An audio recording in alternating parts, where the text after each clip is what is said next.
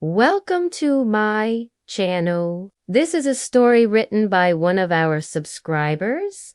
Let's start. It all started during the summer between my junior and senior year of high school. My parents decided that we needed a vacation from our busy lives, and without asking us, booked a trip to Hawaii for the three of us. We stayed in a small condo on the beach, and I spent most of my days reading or working on my tan. But one afternoon, my mom suggested we go snorkeling at a nearby reef. She bought us these full-body wetsuits and even rented me goggles, because apparently I look cute in them. As soon as I put my face in the water, I regretted not listening to her when she told me to enjoy the moment. It was like being in another world. Everything was so colorful, and there was this one fish that kept coming closer and closer to me, trying to steal my lunch, but I loved it. I felt so free, so weightless, like nothing could touch me. And then I saw him. He was swimming toward me, and even from far away, I could see the sunlight sparkling off his skin. He was wearing one of those rash guards, and as he swam past me, I caught a glimpse of his lean muscles. I was stunned, speechless. I wanted to reach out to him, to touch him, but my hand went straight through his shoulder. It was only then that I realized what was happening. I wasn't in the same dimension as him. I couldn't see him. He wasn't real, and it felt like my heart shattered. Over the next few days, I couldn't stop thinking about the boy in the rash guard. I kept replaying the moment we had locked eyes in my head, even though I knew it had never happened. I felt crazy. Like, why couldn't I let it go? He was just some random guy who existed in a different reality than me. But then one day, I saw him again. I was walking along the beach, tossing pebbles into the water, when I felt a presence behind me. I turned around, and there he was, standing on the sand, looking at me. His eyes were the same color as the ocean, and I swear my knees almost buckled. I tried to speak, but no sound came out. Was this real? How was he here? He took a step forward and said, "I have to tell you something." His voice was like the sound of waves crashing on the shore, and it sent shivers down my spine. "What is it?" I whispered, unable to look away from his face. He hesitated, then reached out and touched my arm. His fingers were warm, real, and I flinched away from him. "Don't you recognize me?" he asked, his brow furrowing. I shook my head, tears welling up in my eyes. "Who are you?" I choked out. "It's me. The boy you met while snorkeling." He stepped back. "But you can't remember me. You don't remember any of this."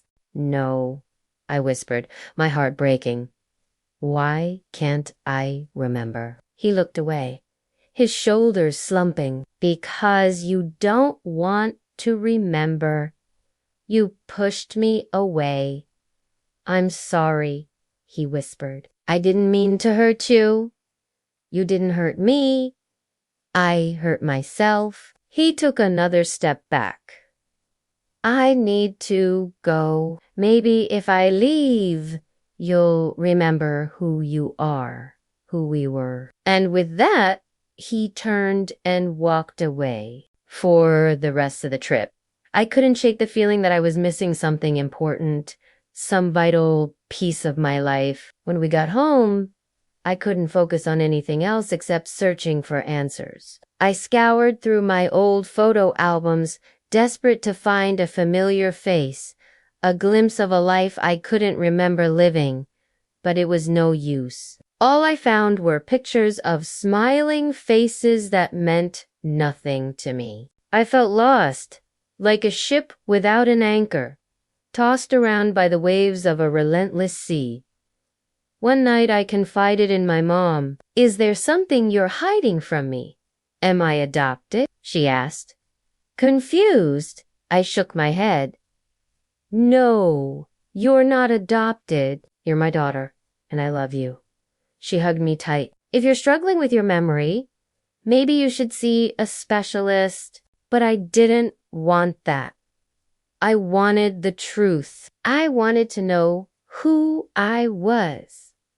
So I did something impulsive. I booked a flight to Hawaii and headed straight for the beach where I had met the boy in the rash guard. I spent hours combing through old messages, searching for anything that could help me remember. But all I found was a single seashell with the letter E carved into it. I slipped it into my pocket, feeling a sudden surge of determination. I was going to get my memories back, even if it meant facing the unknown alone. With a deep breath, I walked towards the ocean, bracing myself for whatever lay ahead. The water was freezing cold, but it didn't bother me. I dove in, hoping it would somehow unlock the secrets of my past. As I surfaced, gasping for air, I noticed a figure standing on the shore. It was him. He was waving at me, his eyes filled with disbelief. You found me, he whispered as I stumbled onto the beach. How did you know I'd be here? I asked, my voice hoarse from seawater. He looked away, his shoulders slumping. Because you never stopped looking for me. Do you remember me? I asked, my heart pounding. He met my gaze, his eyes searching mine. I never stopped remembering you, Kai, he whispered. We spent the entire day talking, catching up on lost time, and slowly but surely, my memories began to return. I remembered who I was, who he was, and the bond we shared. We had met in a realm beyond our own, a world where souls transcended physical limitations, but then I had rejected him, pushing him away to protect myself, and in doing so, I had blocked out the memory of him and our connection. Now, standing on that beach, the pieces of my soul fell into place, fitting together like a jigsaw puzzle. I was whole again. As the sun began to set, casting long shadows on the sand, I knew it was time to say goodbye. I had regained my memories, but I also knew that our paths were now separate. I have to go, I whispered, my voice cracking with emotion. But I'll never forget you, Kai. Thank you for helping me remember who I am. He nodded, tears glistening in his eyes. Go now. Live your life to the fullest, Luna. Never stop believing in magic. I hugged him tightly, feeling the warmth of his body against mine one last time before turning and walking away. The next morning, I woke up with a start. The room was dark, and I could hear the rain pattering against the window. Had it all been a dream? I reached for the seashell on my bedside table, and as my fingers brushed against the smooth surface, my memories flooded back. I was home now, and while a part of me longed to return to Hawaii, I knew I belonged here, with a newfound sense of purpose. I got out of bed and went to the window. Rain or shine, life was beautiful, and I was ready to embrace it fully.